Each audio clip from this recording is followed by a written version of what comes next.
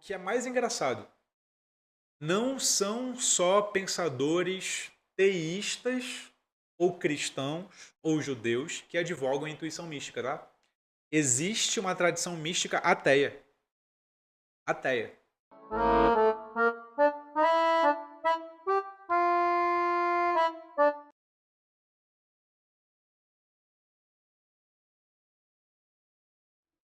Fiquei com uma dúvida. Quando na clarificação da intuição intelectual, referindo que não é intuição mística, uma vez que a via é sobrenatural. O sobrenatural aqui, em que sentido? Boa, Catarina. Qual o sentido do sobrenatural? E aí, a obra da Edith Stein visa esclarecer em que sentido é esse, tá? Nas outras obras que eu não abordei aqui na aula. O que é o sobrenatural, afinal de contas, né? É apaixonante esse tema, tá? É apaixonante mesmo, assim. Me interessa muito esse tema para pesquisar mais profundamente depois. Eu vou tentar sintetizar isso de modo que não está muito claro para mim ainda, tá? Mas é mais ou menos assim. Desde os gregos, a premissa básica de como a realidade se comporta é que ela é ordenada, é que ela é padronizada e cada coisa está no seu lugar. Ou seja,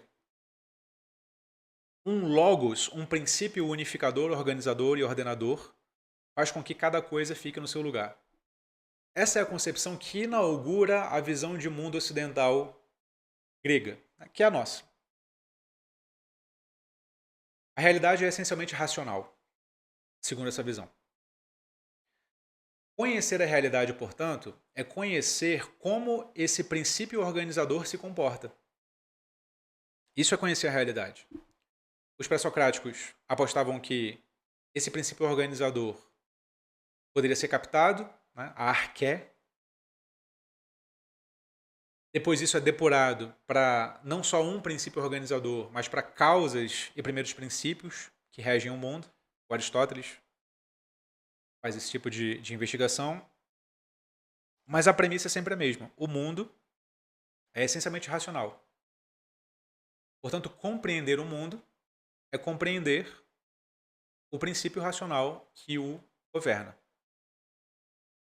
Só que existe uma alternativa a essa concepção de mundo, que diz que a realidade é muito mais complexa do que a ordem que se nos aparece.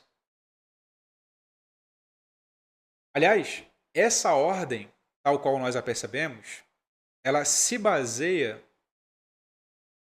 em princípios que não são plenamente captáveis pela razão humana. Aquilo que aparece de modo ordenado parece sempre pressupor aquilo que é desordenado por natureza, ou aquilo que segue leis muito próprias de modo que elas não são abarcáveis pela nossa cognição. Esse seria o irracional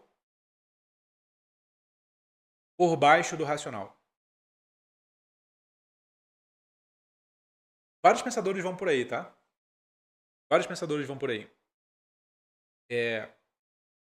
Certa tradição cristã vai por aí também.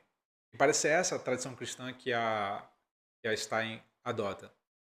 Para captar a realidade como um todo, e esse é o objetivo da filosofia, segundo Stein, eu preciso captar aquela parte da realidade que não se reduz a princípios racionais. E, portanto, não é abarcada pelo logos. Por todos os métodos do logos que nós conhecemos. Dedução, indução, e por aí vai. Intuição intelectual. Para eu abarcar a parte irracional da realidade, eu preciso de um método que não é racional. Esse método é a intuição mística. Entende? Esse método é a intuição mística.